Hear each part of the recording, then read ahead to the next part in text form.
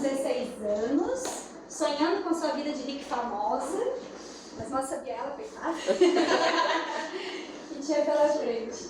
Mas antes da gente contar essa história, né, que não deu certo, né, de rico e famoso ainda,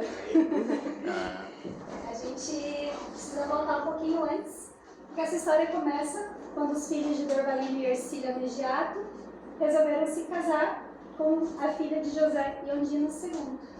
Gente, meu avô, eu tenho muita honra de falar que meu avô era negro. Ainda brinco com o Cristo, nosso filho nascer mais moreno. Tem explicação. Tem explicação. Foi na Baiana. E aqui... E os outros dois, era o quê? Parece italiano. É italiano, você gosta do ocidente italiano. Nada buena, né? O meu pai, ele era caminhoneiro, ele foi caminhoneiro por muitos anos, e quando eles se mudaram para São Paulo, o nome dele é Mário, ele foi trabalhar como motorista de ônibus de linha lá em São Paulo. E a minha mãe, ela trabalhou como doméstica na casa da família Fruit, que era do prefeito na época, né? E ela também foi operária de fábrica, inclusive trabalhou em açougues. E aí eu trouxe essa foto para vocês verem minha referência de moda, tá? Vocês podem ver ali a minha mãe e meu pai e falam, gente, olhando essas fotos para eles eram muito estilosos, né? Gente. Os meus pais, eles não estudaram muito. Meu pai era o que mais tinha estudo, ele estudou até a quarta série, que na época era primária, né? E a minha mãe sempre trabalhou também, eles não tinham muito estudo, então eles nunca cobraram de mim, você precisa ser alguém, tipo, formação, essas coisas. Eu não lembro, não me recordo de ter esse tipo de cobrança na minha fase de criança. Essa foto aqui, a minha mãe grávida de mim, aqui em agosto de 86, então eu nasci em dezembro de 86. Eu tinha o olho bem fechadinho e perguntava se eu era filha de japonês, porque meu pai viajava muito. A minha mãe saía na rua comigo sozinha e perguntava se eu era filha de japonês, que eu olho bem fechadinho. Era bem gordinho, esse aqui era meu amiguinho, meu ursinho. Da filhinha do papai aqui, ó. Papai no colo. Depois cresceu, não deu mais pra falar que não era filho. O nariz é igualzinho. A minha mãe brincava, ela falava assim, você é achada no lixo, eu chorava. Ela falava, calma, né? Não, teu nariz é igualzinho seu pai. Ai, mãe, que maldade. Aqui eu já era um pouquinho maior. Eu ainda morava em São Paulo nessa época. E aqui, gente, observando quando eu fui montar o slide, se vocês veem nessa plaquinha aqui, tá escrito bem tijoladinho. Então, assim, a minha mãe, por mais que ela ficava em casa, meu pai viajava, essa casa aqui era onde nós morávamos, ela que carregava os tijolos para trazer para dentro de casa para ajudar a construir a casa. E eu ficava empreendida também em casa, mas ela empreendia com geladinho. Ali sou eu, sempre fui exibida. Meu tio me chamava de exibidinha, porque eu adorava dançar, cantar, fazer apresentação na varanda que eu morava, da casa que eu morava, sempre era parecida. Tanto que o meu sonho de criança era ser atriz. Eu nunca pensava num trabalho formal, eu queria ser famosa e rica.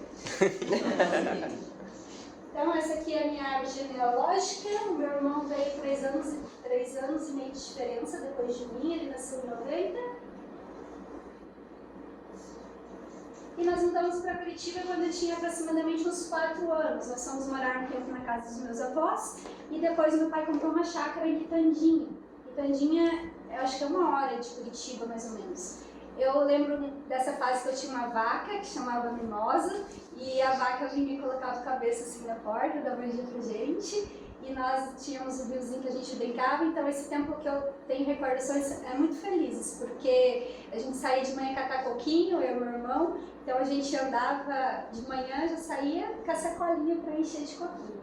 Aqui ainda é São Paulo, então mais ou menos na cidade que eu fui para Curitiba. Aqui já é a casa lá em Curitiba que a gente morava, eu acho que eu tinha uns 5 para 6 anos nessa foto.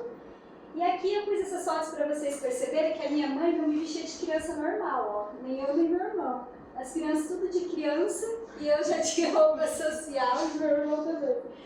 E aqui, não sei se dá para ver, essa foto está muito apagada, mas aqui também eu estou de social e as crianças tudo brincando ali, ó, de roupa normal, e na rua, já em frente da minha casa.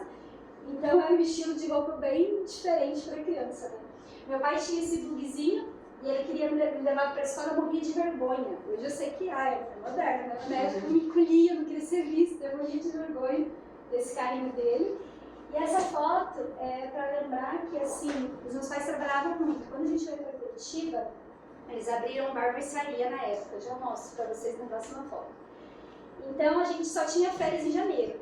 Então a nossa felicidade era vir para o norte do Paraná, em janeiro, de carro. Aí eu sempre podia trazer uma amiguinha, uma prima, e aquela loirinha do meio, a minha prima Patrícia, ela sempre estava com a gente nas viagens.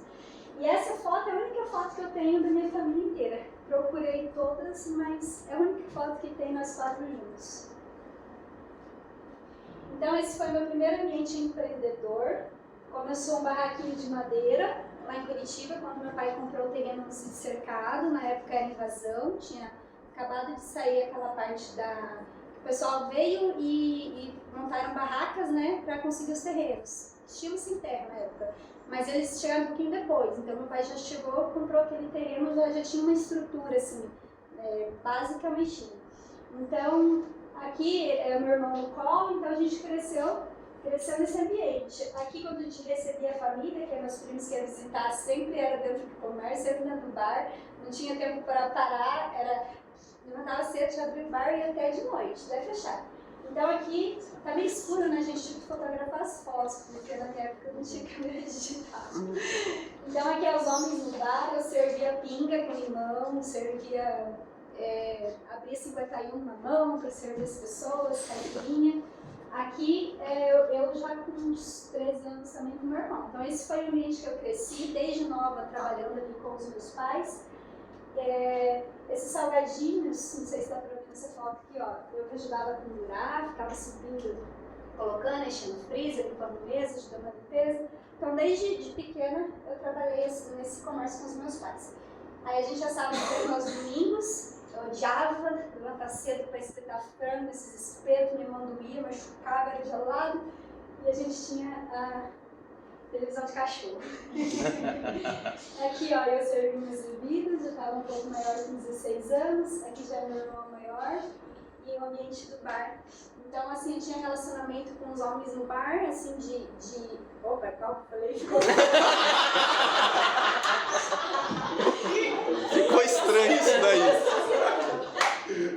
Isso foi registrado. De conhecer os amigos do meu pai que frequentavam o bar. Mas assim, meu pai sempre muito cuidou de mim nesse sentido. E era bem assim, eu andava para não ser vista. Então daí já começou a não querer ser vista. Porque era um ambiente muito masculino. Então precisava me esconder porque eu passava, filha do Mário, começava a mexer comigo. Então aí eu comecei já a me reprimir, sabe? Ali é uma cobra? É uma cobra? Isso É gentil. Amor, só pra não deixar passar que você ficava soltando pum lá no bar. Não, era meu pai que soltava os puns e ele morria de rir, gargalhava e chegava as pessoas saindo de perto pra falar que era gente. Falei, pai, não faz isso, ele ria. Gente, então o pum da minha família é bem normal, tá? Então essa foi na adolescência. Aqui, olha a cara da pessoa, gente, misericórdia. Aqui é onde que eu fingia pro meu pai que ia estudar, que tinha computador na casa da minha amiga, ó, faz balada. Minha mãe era minha cúmplice, ela sabia, mas meu pai não podia nem imaginar. Meu pai sempre foi aquele homem bravo, assim, sistemático, a conversa dele comigo era só assim. Eu sabia, se eu fosse entrar, eu não tomava. E ali eu, de noivinha, com meus 15 anos, fiz minha primeira comunhão. Meu pai sempre me fez ir para a igreja, todo domingo, fiz tudo que tinha direito. Ali com 16 anos, essa foto aqui eu tinha começado a namorar, foi meu primeiro namorado com 16 anos. E aqui, gente, olha essa foto, eu tentei ser modelo nessa época. Eu olho e falo, misericórdia, meu cabelo, ele ficou fazão. Porque quando eu tinha 4 anos eu sonhava em ter cabelo cacheado. Meu pai me leva no salão e a mulher faz o quê? Permanente quente, em vez de só fazer um bobinho. Cheguei em casa, cabelão daquele tamanho, lindo, maravilhoso, minha mãe pega o pente. Então assim, a adolescência inteira esse flazão. Me chamavam de chupa-cabra na escola. Gente, foram os queridos assim, olha, misericórdia. Eu falava que eu não penteava o cabelo, eu sofri muito bullying na época. Foi difícil, assim, pra mim. Aí eu comecei a trabalhar, meu primeiro emprego, porque eu queria casar. Eu estava com 17 anos, aí foi um emprego que eu ia casar. Meu primeiro emprego foi salário de R$260, Ó, mais ótimo 2% empresário. de comissão. Já bem, né? Na época. E aí eu trabalhei de vendedora na loja da TIM, que era uma revenda de celulares. E assim, a minha glória nesse emprego foi que eu ganhei como melhor vendedora de acessórios. Aí depois fui demitida porque roubaram o celular da vitrine. E aí me culparam, mas a vitrine era aberta assim, não tinha nada na frente. Pegava o celular lá e falei, você tem que pagar, né? Você não paga. E aqui, gente, com 18 anos eu me caso, dia 13 de 11 de 2005. E aqui teve uma mudança de valores na minha vida, porque eu comecei a estudar muita Bíblia nessa época. Então foi um dos fatos de ir para a igreja evangélica, e aqui é um ponto importante na minha história, que a partir daí todas as decisões que eu tomei foram em prol dos meus valores que mudaram. Eu comecei a ter um valor religioso, e isso me fez me afastar do meu sonho de ser artista, de ser famosa, e passei agora eu preciso ser esposa, ser dona de casa, e preciso trabalhar para sobreviver e pagar as contas. Então, como a religião que eu frequentava não trabalhava aos sábados, meu objetivo era só arrumar um emprego e não trabalhar no sábado. E aí começou toda a minha estrutura. E nessa época eu respeito a religião, tá? Eu sou cristã, mas eu peguei como um dogma na minha vida. E tudo que é um dogma deixa a gente engessado e faz com que a gente fique cego, sabe? E então eu comecei a seguir assim cegamente. Eu queria trazer todo mundo para minha igreja e se você não fosse, ia pro inferno. É verdade. Era assim, gente. Eu dava curso bíblico, teve uma época que eu tive 17 turmas, assim, que eu ia na casa das pessoas. Então foi algo bem forte, assim, na minha vida.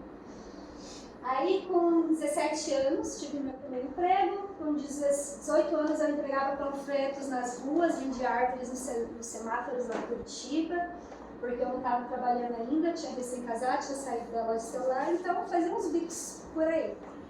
E aí, com 20 anos, eu consegui um emprego como recepcionista com um médico psiquiatra, que era mais louco que os pacientes.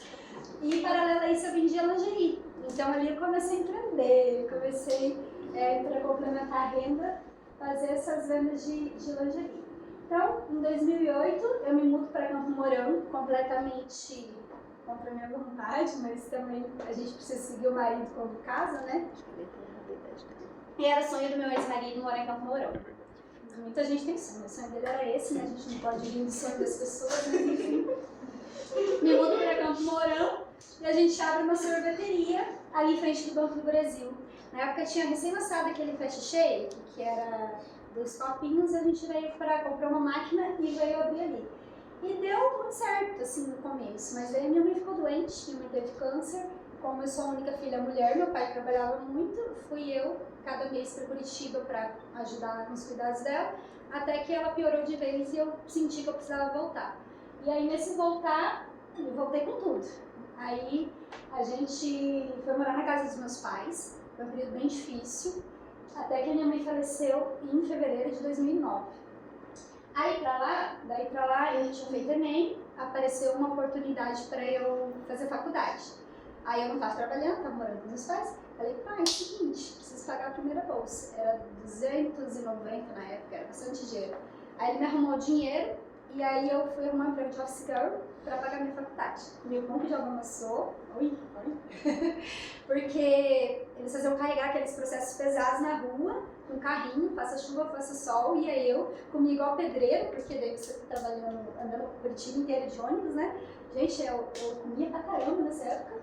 E chovia, e uma coisa que me deixou muito revoltada foi um dia que eu tava chovendo, eu falei, a moça falou, busca o processo, eu falei, mas tá chovendo. Ela, tá um saco de lixo pra você pôr nos processos. Eu me vou, né? E era chuva, gente, não era chuvinha. E aí dali pra lá eu me desanimei, saí de lá, graças a Deus eu tava com 6 meses de faculdade, eu comecei a fazer administração, mas era junto com a turma de contábeis. E aí no terceiro mês eu decidi seguir em contábeis. Até o terceiro mês a gente podia escolher. Aí eu decidi seguir em contábeis. Gostei muito, né, da faculdade em si, até o 4º ano. Depois eu falei, o que eu tô fazendo aqui? E aí trabalhei como estagiária num restaurante bem famoso lá em Curitiba, que chama Alberto Massuda. Inclusive ele fechou. E lá eu aprendi muito com a Tatiane, que era a minha diretora, e também trabalhei no escritório de contabilidade. E dali fui só para a área de contabilidade. Vocês querem a história real oficial ou vocês querem o que está por trás? Não, vocês querem a oficial ou querem os bastidores? Oficial a gente vê no Instagram. Então, gente, ali em 2009, depois que a minha mãe faleceu, a minha vida desandou. E por que eu vou trazer mais pro sentido pessoal da minha história, mais pro sentido emocional? Porque tem muito a ver com o que eu faço hoje, tá? Então, em 2009, depois que a minha mãe desandou, meu casamento começou, né? Eu precisei ser aquela pessoa forte que tinha... Ele voltou pra lá com você? Voltou.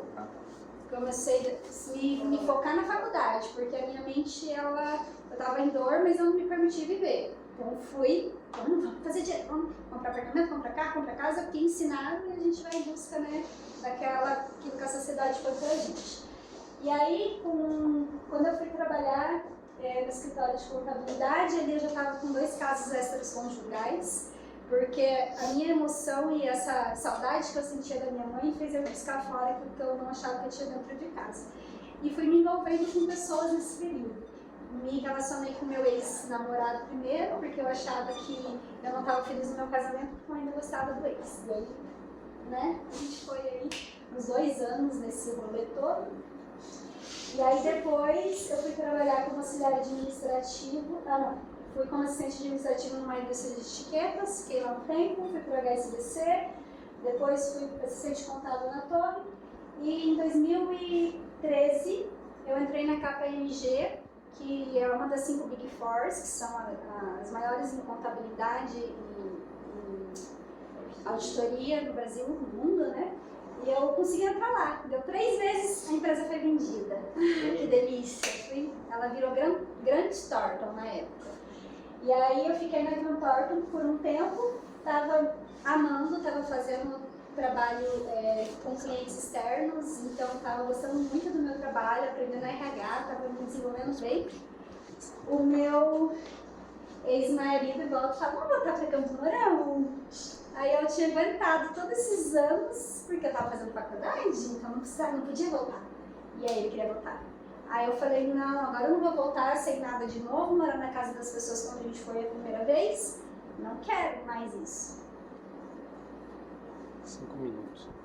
Daí, gente, enfim, resumindo a história, a gente voltou para Campo Mourão. Nesse período eu conheci o Christopher, a gente teve um caso extraconjugal.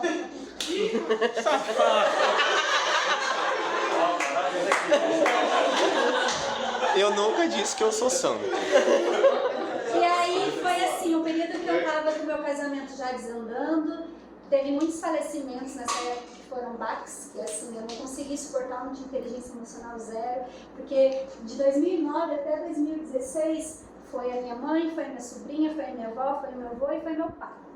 Aí, quando eu saio da Elementar e venho para Curitiba, para Camarão, a gente vem para montar uma metalúrgica, que não dá certo.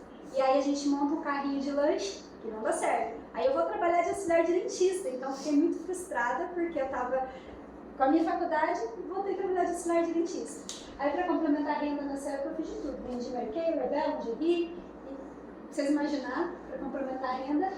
E aí meu casamento desandou, de aquele ditado, né? O amor entra, a dificuldade entra pela... Isso, sei. E aí meu pai falece em 2016, eu preciso voltar para Curitiba também, volto de novo, tudo de novo. Só que aí eu fui decidida que eu não queria mais ficar casada. E aí nesse período meu pai falece em dezembro, em março termina meu casamento. Eu e o Cris ainda estávamos nos relacionando, mantemos esse relacionamento por 1 ano e pouco, até janeiro do outro ano. E aí, gente, nesse período o Christopher termina comigo, a gente termina, eu vou pro fundo do poço, porque daí ele estava sendo a minha base na época, que era a única coisa que eu tinha. E eu disse, eu vou lá, depressão... Só pra ressaltar que eu era outro Christopher nessa época. É o período... Porque todo mundo me conhece... Todo mundo me conhece agora, mas é o período obscuro da minha vida. Formatura, aqui período de faculdade e trabalho, que eu saía cedo de casa, dormia na aula porque não era casa.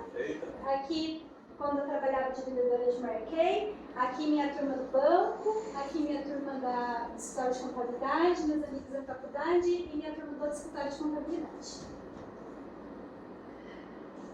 Aqui sou a minha turma da PMG, depois eu do Thornton. Aqui é a minha turma do primeiro Mastermind que eu criei e fiz. Vendia tapete também, lingerie. Aqui eu trabalhando na Grand Thornton e aqui também.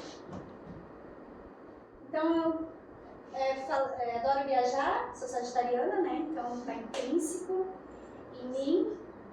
E adoro atividades radicais, esportes. Pulou o Christopher Antigo. Já pulei de paraquedas 2 vezes.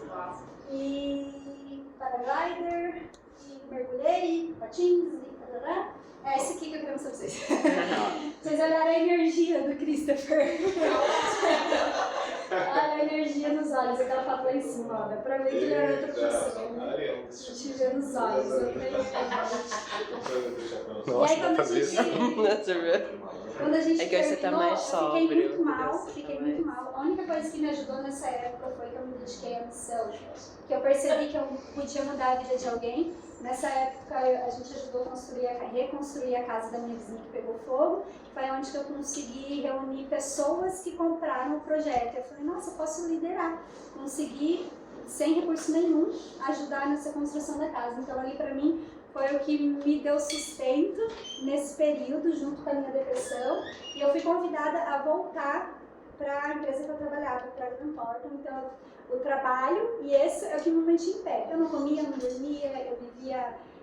minha casa era um lixo, para passar em cima eu tinha que fazer assim para andar. E quando eu podia, eu não estava em casa, porque eu não aguentava, era uma solidão. Me envolvi com maconha, fumava todo dia quando eu chegava de cá em casa, casa do Felipe.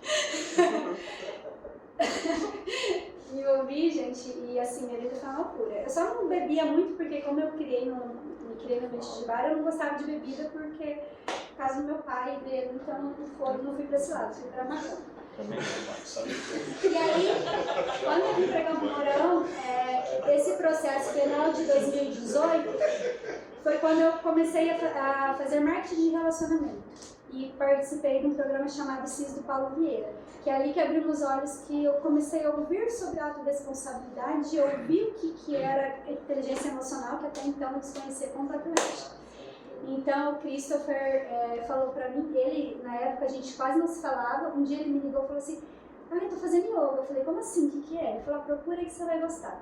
Aí comecei a procurar yoga, fui nos yogas do parque lá em Curitiba, mas até então yoga pra mim era só bonito e ficar sarado e tal.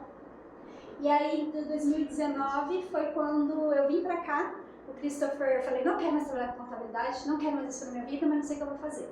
E aí, depressiva, em casa o dia inteiro. Aí, como ele falou, vai fazer curso de formação de yoga, mesmo que você não for dar aula, você vai aprender alguma coisa e vai ficar em casa. Comecei o curso. Quando eu cheguei lá, meu olho fez assim, abriu um outro mundo pra mim.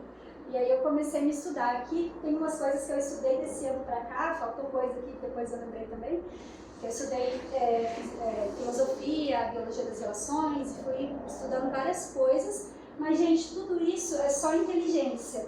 Mas o que eu quero trazer para vocês é que, por mais que eu tenha enchido a minha mente com todos esses conhecimentos, o que a Ariane trouxe é, de fato, que mudou a minha vida. Me colocar, experienciar e fazer da minha vida um laboratório.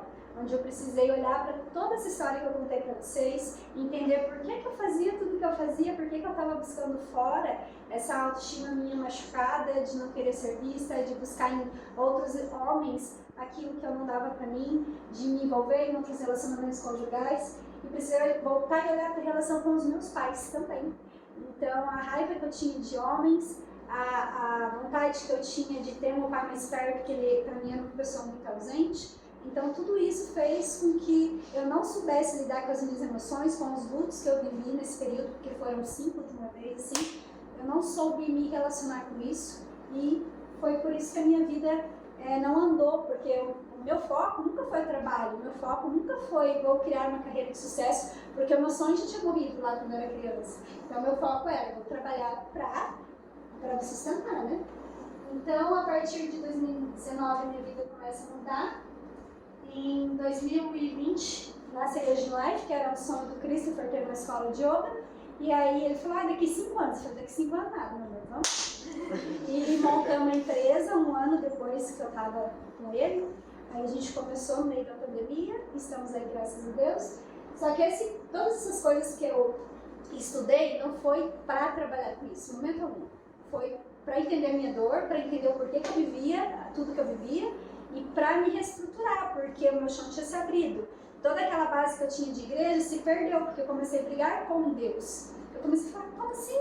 Você, deixa tudo isso acontecer, tudo que eu vivi foi uma mentira, tudo que eu vivi foi coisas que me falaram e sabe, foi um conflito muito grande. Eu me desestruturei completamente, porque eu perdi a família, que a família, meus pais morreram, perdi a família do meu marido, que era a minha família, e depois que a gente se separou, acabou. Então assim, eu não tinha mais ninguém na minha condição, só tinha o Christopher na época, que ele me deu muita base, graças a Deus, por mais errado que tenha sido, né? Foi quem me ajudou ali no meu processo. E aí, gente, por que eu falei pra vocês de tudo isso? Porque tudo isso fez com que eu trabalhasse com o que eu trabalho hoje. Porque a minha história de vida me ajuda a ajudar outras pessoas que também passam por dor, por ansiedade, por sofrimento. E aí hoje eu uso a contabilidade para administrar a empresa do meu irmão e os imóveis do meu pai faleceu, deixou a casa dele pra gente, então a gente dividiu a casa e fez umas casas de aluguel, então hoje eu administro isso. Sou sócia fundadora da Age Life, junto com o Christopher, a gente fundou em 2020. Eu dou aulas de yoga na escola e também tenho mentorias para pessoas que desejam melhorar suas relações pessoais, profissionais, pessoas que têm conflito em casa. Então, é uma mentoria muito legal. A Bárbara fez, né, Bárbara, inclusive. Super indico, é muito bom.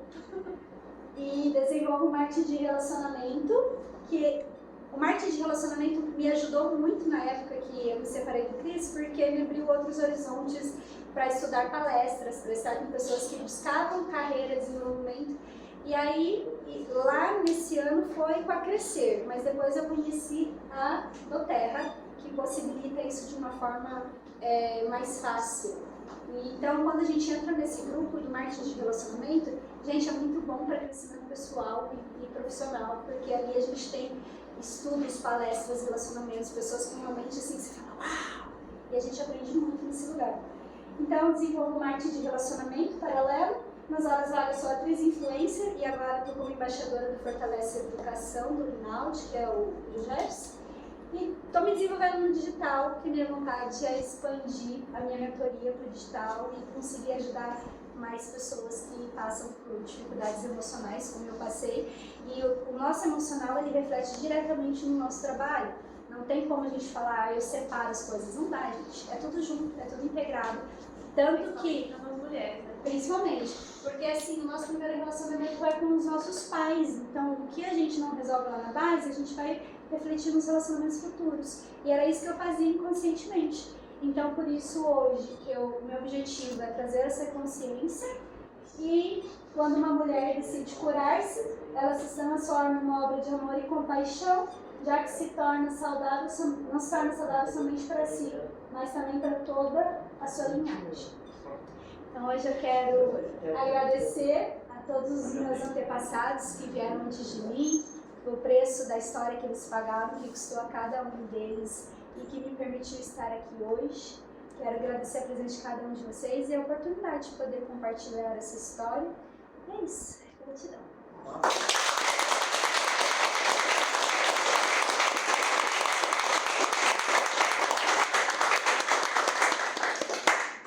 Podem fazer uma pergunta. Eu não tenho uma pergunta, mas eu tenho que falar que foi muito legal você ter dividido tudo isso conosco, porque você foi muito aberta e sincera. Você provavelmente é a profissional que é hoje, porque você precisou passar por isso. Se você não tivesse passado, Karina, nunca você seria a profissional foda, desculpa a palavra, gente, mas que você é hoje. Então, você transparece para nós. É surreal. Então, parabéns. Beijo, obrigada. E é isso que eu entendi, que é quando eu tomo tudo aquilo que eu sou, que eu posso me mostrar para o mundo. E é por isso que hoje eu consigo falar com vocês quem eu sou. Porque antes eu negava toda a minha história e tinha vergonha. Mas hoje eu consigo reconhecer a minha história e falar dela sem vergonha. Cara, te elogiar, né, pela não só apresentação, mas pela pessoa que você é. Desde quando eu entrei no Com Jovem, né, você tem sido sempre uma pessoa muito constante. Não é aquela pessoa que oscila de humor. Sempre de bom humor, sempre alto astral, sempre com um sorriso no rosto, sempre disposta a ajudar as pessoas. Acho que isso é uma característica sua, né? Então parabéns por isso. Isso que a Ariane falou também muito legal, porque em geral nós temos a tendência de querer esconder os nossos, aquilo que nós consideramos como erro ou como falhas, né? E a gente abrir isso a outras pessoas mostra justamente a nossa superação, aquilo que passou e que é indiferente. Então isso mostra além de crescimento, fortalecimento e força. Então parabéns aí pela tua apresentação. Eu ficarei mais umas 2 horas aqui escutando a sua história. Só a minha história para eu te com Fui montando aqui, eu queria uma história na minha cabeça, daí dá pra fazer um roteiro muito legal, né? Você que gosta de... Não, e ele causou muita reflexão hoje. Eu não Sabe, falei? né? Causou muita reflexão. É porque hoje eu tenho muito isso, tudo que eu vivi me trouxe até aqui. Mas hoje eu me abri para uma religião que não é religião, é minha espiritualidade. É a minha experiência com aquilo que eu chamo de divino, com aquilo que eu chamo de Deus. Não é mais o que me falaram. Então hoje a minha vida eu abri para se permitir ser guiada pelaquilo que eu entendo como Deus. Então por isso que eu chorei a hora que eu vi a reflexão da Ariane. E é esse o passo de cada um de nós, gente. É a gente estar no lugar que a gente saia do nosso ego e pare de buscar coisas que a gente entenda que é só material. O dinheiro é importante sim, mas enquanto a gente não entende a nossa missão aqui na Terra, nada vai preencher aquele vazio que a gente sente dentro da gente.